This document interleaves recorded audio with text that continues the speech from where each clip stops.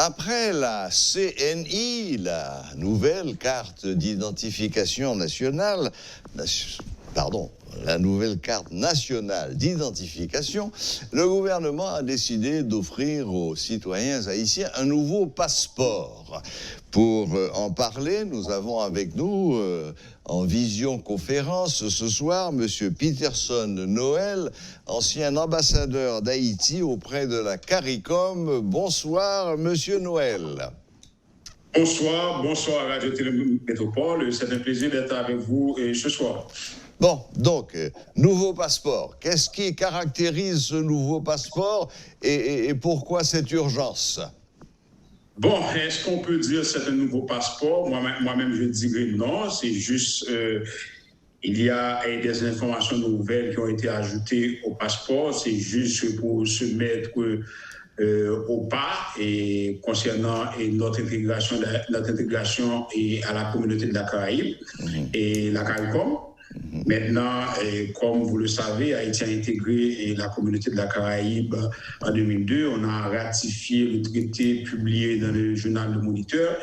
Et après, il y a d'autres étapes techniques que le gouvernement, et peu importe le gouvernement, doit entreprendre afin que la population, du moins les acteurs, puissent bénéficier véritablement de toutes les dispositions du traité.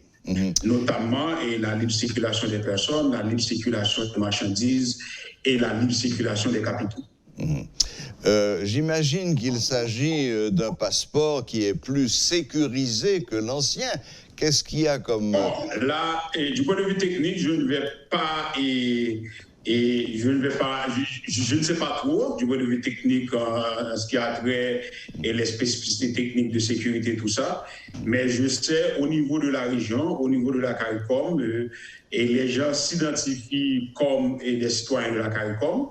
Et avec le passeport nous dit automatiquement, par exemple, si on arrive aux États-Unis ou du moins si on arrive en Europe, et le passeport vous dit que vous êtes un citoyen de la Caraïbe, ou citoyen de la communauté de la Caraïbe.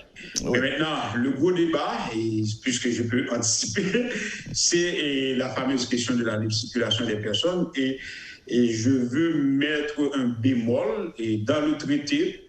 Et il y a deux aspects dans le traité qui traitent de la circulation des personnes. Il y a d'abord la libre circulation des personnes qualifiées.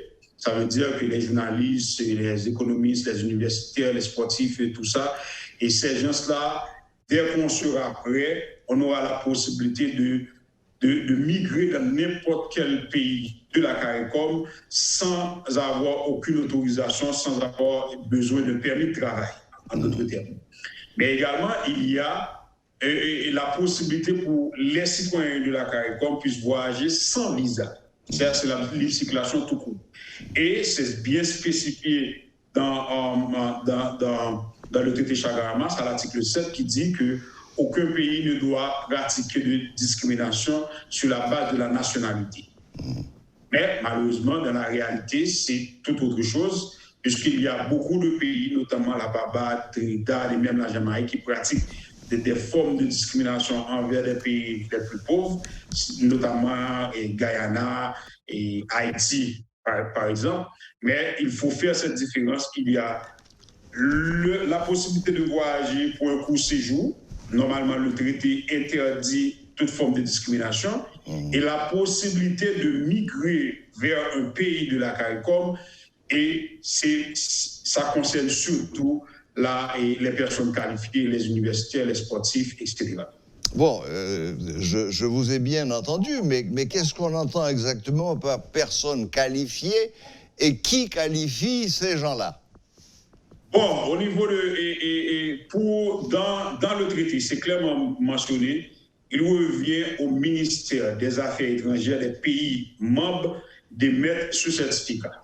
Ça veut dire que dès que le ministère des Affaires étrangères à Port-au-Prince vous dit que vous êtes universitaire, ça veut dire que le certificat émis par le ministère des Affaires étrangères remplace automatiquement le permis de travail de n'importe quel pays de la Caraïbe.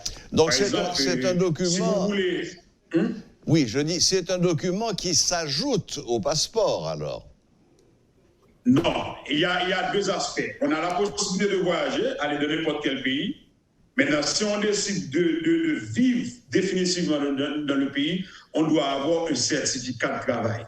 Et aux États-Unis, on l'appelle en anglais le Social Security.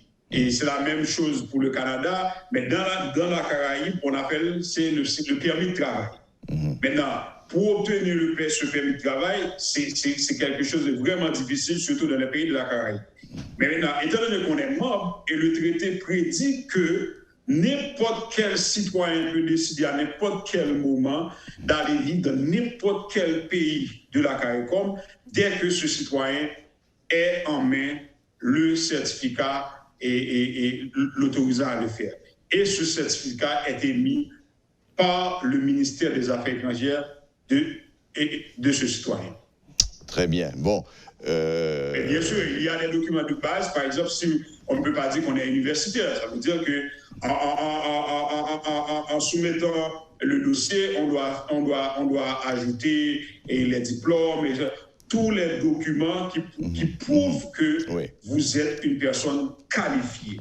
Et ce document-là, ce permis ou ce certificat remplace automatiquement le permis de travail émis dans les pays de la région. Très bien. Bon, là, j'avoue que c'est un petit peu plus clair, donc je résume rapidement. Ce nouveau passeport n'apporte rien de sensationnel sur le plan technique, apparemment. C'est pas un passeport biométrique, par exemple. J'ai bien mentionné, il y a deux volets dans la libre circulation. Si vous voulez vivre, si vous voulez migrer définitivement vers la Jamaïque, il faut avoir ce document. Le certificat émis par le ministère des Affaires étrangères. Oui, j'ai bien maintenant, compris. si vous voulez, et c'est là où la barre blesse, si vous voulez visiter la Jamaïque pour quelques jours, par exemple, c'est le cas des entrepreneurs haïtiens. Si vous allez là-bas juste pour faire affaire pendant 2 ou 3 jours, techniquement, ce passeport devait annuler cette question de visa. Mais dans la réalité, connaissant la situation actuelle du pays, où les agents de l'immigration de pratiquement tous les pays du monde considèrent les Haïtiens comme des potentiels migrants et des migrants illégaux, là, on bloque le plus souvent et c'est là où la situation est plus corsée. Oui. Par exemple, c'est le cas de la Barbade, et je me rappelle, il y a 2 ans, la Barbade avait appliqué l'article 7 du traité disant qu'il ne faut pas pratiquer la discrimination. Et ce qui s'est passé au bout d'un an, le gouvernement de la Barbade a dû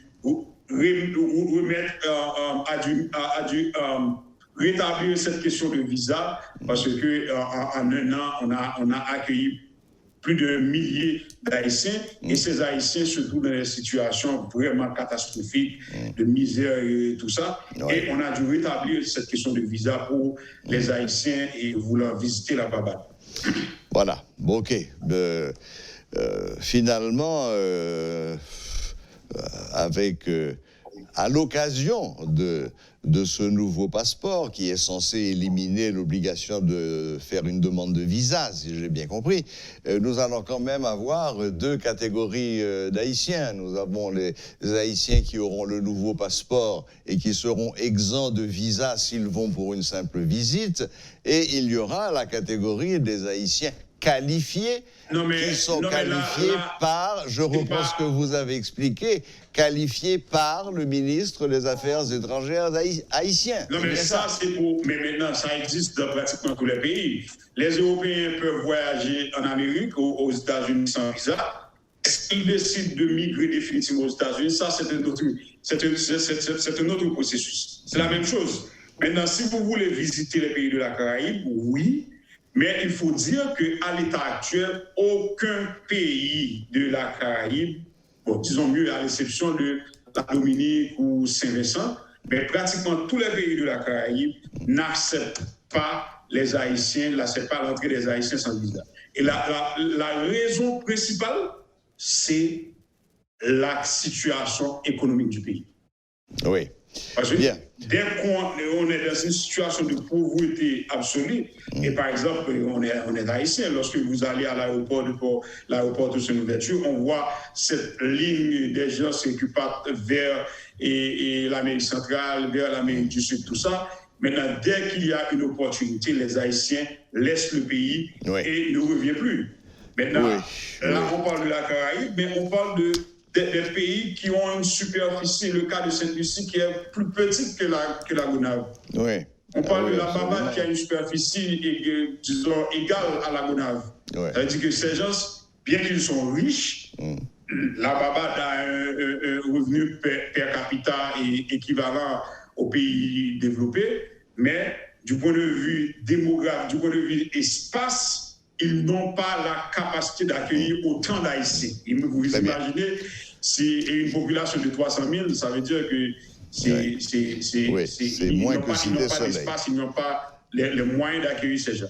Oui, moins que Cité Soleil. Bon, oui, monsieur Peterson Noël, donc on espère, on va voir si ce nouveau passeport va un petit peu arranger les choses du côté des visas, mais enfin, apparemment... non, le passeport ne va rien arranger. La seule chose qu'on va faire, c'est de mettre de l'ordre à l'intérieur. Si le passeport ne va rien arranger, pourquoi se lancer dans ce nouveau passeport, là, maintenant, alors qu'on est en pleine période de préparation de référendum et le passeport, c'est pas une décision. C'est une décision de mettre ce passeport. C'est pas une décision du gouvernement actuel. C'est un engagement pris par l'État haïtien depuis 2002, depuis l'intégration d'Haïti à la CARICOM. Maintenant, on est obligé de le faire.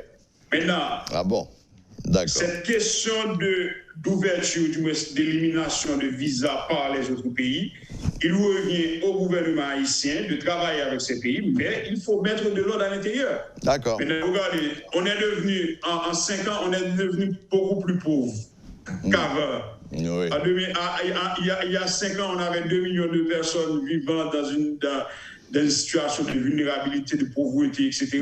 Aujourd'hui, on est passé à 4 millions. On est le seul pays à régresser avec une rapidité avec une rapidité pareille. Là, et lorsque les autres pays, du moins les ministres de l'économie ou les ministres des Affaires étrangères des autres pays lisent ces rapports, ils vont durcir leur position et interdire l'entrée des Haïtiens. Et peu importe leur statut. Bien sûr, tout cela est bien compréhensible. Donc, merci, Monsieur Peterson Noël, de ces explications, de ces éclaircissements. Donc, finalement, le nouveau passeport sera frappé de 2 C. En fait, c'est comme pour l'Union européenne, où tous les passeports sont comme pour la communauté avec France, Allemagne, Italie, etc., etc. Très bien. Eh bien, merci, Monsieur Noël. Bonne fin de journée et à bientôt. OK, bonne fin de journée, à bientôt.